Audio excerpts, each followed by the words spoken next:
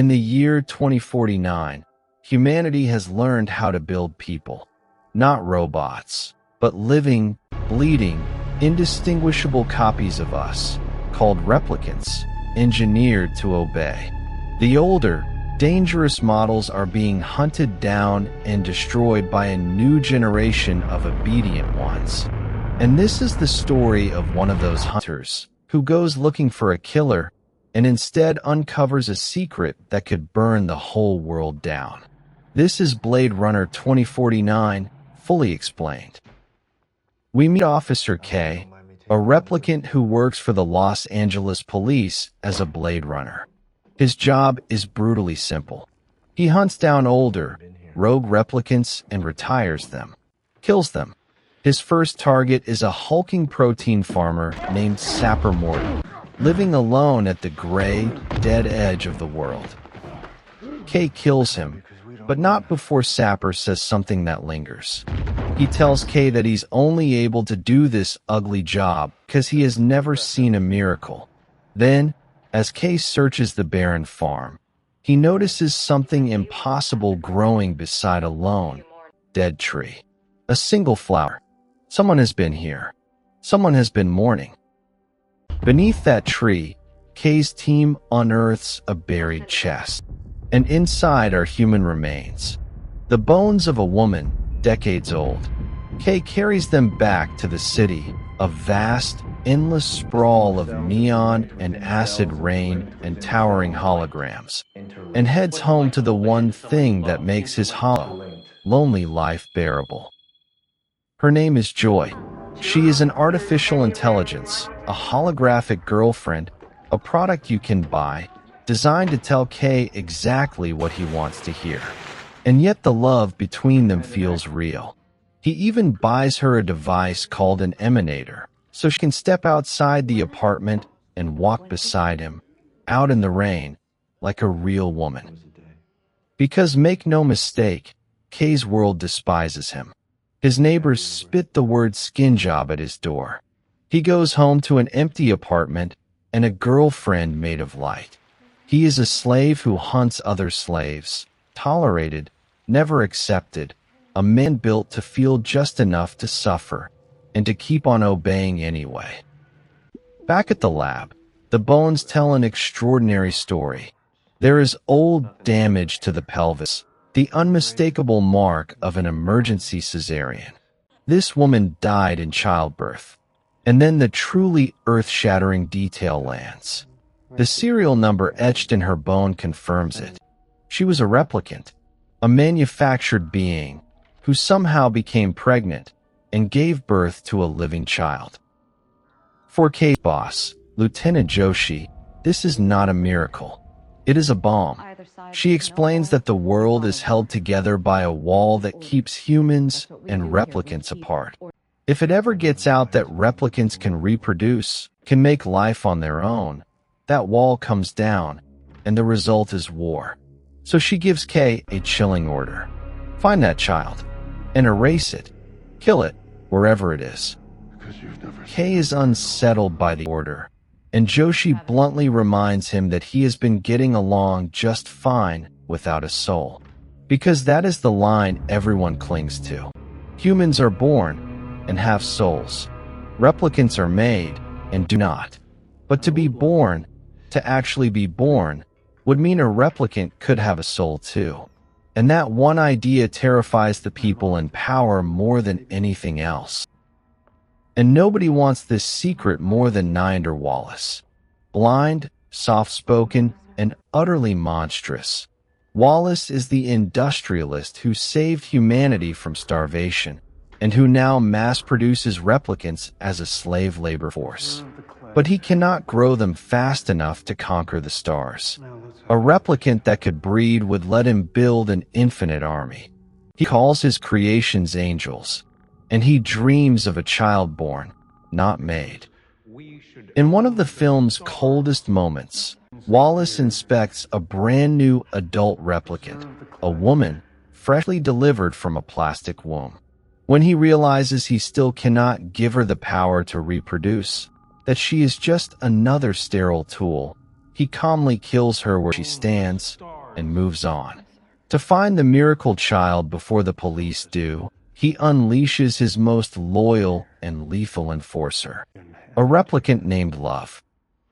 Love is Wallace's finest angel, elegant, brilliant, and terrifyingly violent, and she believes in him with the devotion of a true believer.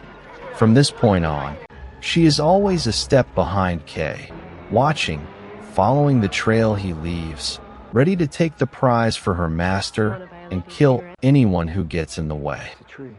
Kay's investigation runs into a wall the whole world is still living with. Decades ago, a catastrophic event called the Blackout wiped out almost every digital record on Earth, plunging humanity into darkness and erasing history itself. It is the reason the truth about this child has stayed buried for so long. Piece by fragile piece, from damaged files and half-burned archives, Kay slowly drags that truth back into the light. Kay digs into the old birth records and finds the impossible confirmed. 2 children, born on the very same day, the 10th of June, 2021. A boy and a girl. But the records are burned and broken, and one of the twins, the girl, is listed as dead, which leaves a single surviving child out there somewhere. A boy. And then the case turns personal in a way Kay never saw coming. Because Kay carries one strange, impossibly vivid childhood memory. A small carved wooden horse, and himself as a little boy, chased by other children, desperately hiding the toy to keep it safe. Replicants are not supposed to have real childhoods. Their memories are manufactured, implanted. So why does this single memory feel so unbearably real? The birth date from the records, the date carved into that dead tree at Sapper's farm, it matches the year in his memory. The pieces begin sliding together into something Kay can barely let himself think. What if the child who was born, the miracle, the first replicant in history born instead of built, is him? Chasing that terrifying hope, Kay travels to a vast, poisoned wasteland outside the city, the ruins of old San Diego, now one enormous scrapyard where orphaned children are worked to the bone stripping metal for scrap. His memory tells him this is where he grew up, and an old records keeper confirms that a boy really was brought here around that exact time. Guided only by the memory, Kay walks into the crumbling ruins of an abandoned orphanage, climbs to a hiding place that only the boy in his memory could possibly know, and reaches in the dark. And his hand closes around it. The little wooden horse. Real. Solid. Exactly where he remembered leaving it a lifetime ago. In that instant, Kay believes it completely. He was born. He is the child. He is real. Joy believes it too, and she is overjoyed. She tells him he is too special to be just a number, and she gives him a name, a human name. Joe. For the first time, Kay lets himself hope that he is not a thing, but a person with a mother and a past, and a soul of his very own. To be certain, Kay seeks out the one person alive who can tell a true memory from a fake one. Dr. Anna Stelline, a brilliant, fragile woman who lives sealed inside a sterile glass room because her immune system cannot survive the outside world. Her work is unique and strange. She is a memory designer, an artist who handcrafts the false memories that get implanted into replicants to give them the comfort of a childhood they never had. Kay shows her the memory of the wooden horse, and as she watches it play, she quietly begins to cry, because she can feel the difference between something she invented and something that genuinely happened. And this one, she tells him, is real. Someone truly lived this. For Kay, that single sentence is everything. If the memory is real, then he really did have a childhood. He really was born. He really is the miracle. But being different comes at a terrible price.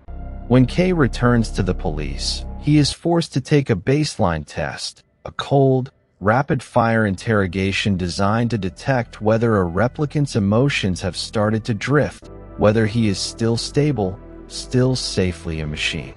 And Kay, shaken to the core by what he has learned, fails it completely. In an instant, he goes from officer to fugitive, a rogue Blade Runner hunted by the very system he served. Lieutenant Joshi, in a rare flash of mercy, gives him one chance. She buys him a little time, telling him to vanish and finish this his own way. And that night, Joy, terrified of losing him, does something desperate and heartbreakingly tender. She hires a real replicant woman named Mariette to synchronize with her, so that for a single night, the hologram can borrow a body and physically touch the man she loves. But nothing here is quite what it seems. Mariette belongs to a hidden underground of free replicants, and she leaves Kay's apartment having quietly planted a tracker on him. Forces on every side are now closing in. The police want him gone, Wallace wants what he knows, and a secret resistance wants him for reasons he doesn't yet understand. Following the last thread of the mystery, Kay flies to the most haunting place in the entire film, Las Vegas, a dead, radioactive city drowned in choking orange dust, utterly silent and abandoned, its collapsed casinos full of frozen statues and ghosts. Somewhere out in that poisoned emptiness, a man has been hiding for 30 long years. Kay wanders the ruins of a casino frozen in time, where holograms of long-dead performers still flicker to life on an empty stage. And out of the orange gloom, a dog appears, and then a man, aiming a gun steady at Kay's chest. After all these miles, the ghost is real. It's Rick Deckard, the original Blade Runner from a lifetime ago, gray now, weary, living alone with that dog and a bottle and his memories. He does not want to be found. But Kay has finally reached the man at the dead center of this mystery. Because Deckard, it turns out, is the father of the miracle child. Slowly, Deckard tells the story. Long ago, he fell in love with a replicant named Rachael, the woman whose bones started all of this, the woman who died bringing their child into the world. That birth was a miracle no one could explain, and a threat no one in power could allow to live. So to save his child from being hunted, dissected, or turned into a weapon, Deckard did the hardest thing a father can do. He ran, and he burned away every record, every trace, so that not even he would ever know where his own child had gone. To keep them safe, he made himself a stranger to his own blood. But the quiet doesn't last. Love has been following Kay's tracker the entire time, and Wallace's forces come crashing down on Las Vegas. In the violence, Kay's beloved Joy is destroyed, her tiny emanator crushed underfoot, and just like that, the one true thing in his life is gone forever. Love beats Kay unconscious and drags Deckard away in chains, to be shipped off-world to Wallace, and broken apart until he gives up his daughter.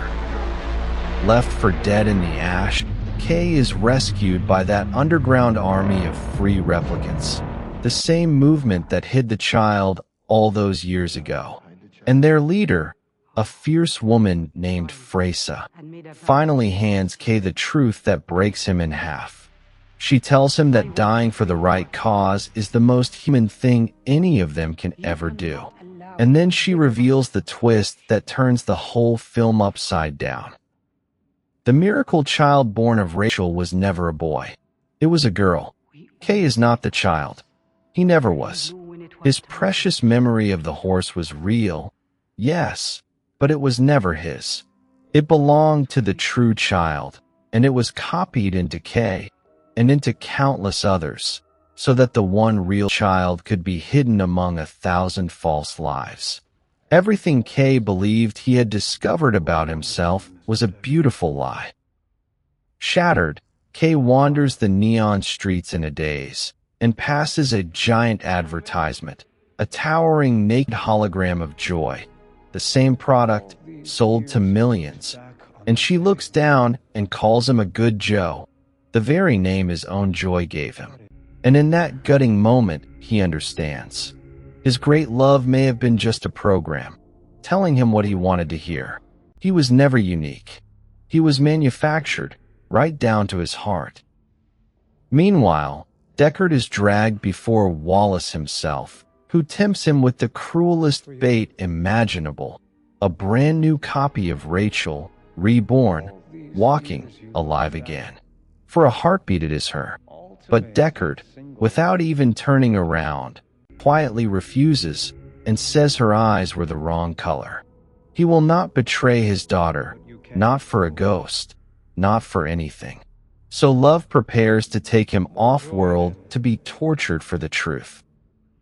And this is where Kay, with nothing left, no love, no destiny, no reason to keep going, makes the single choice that finally defines him.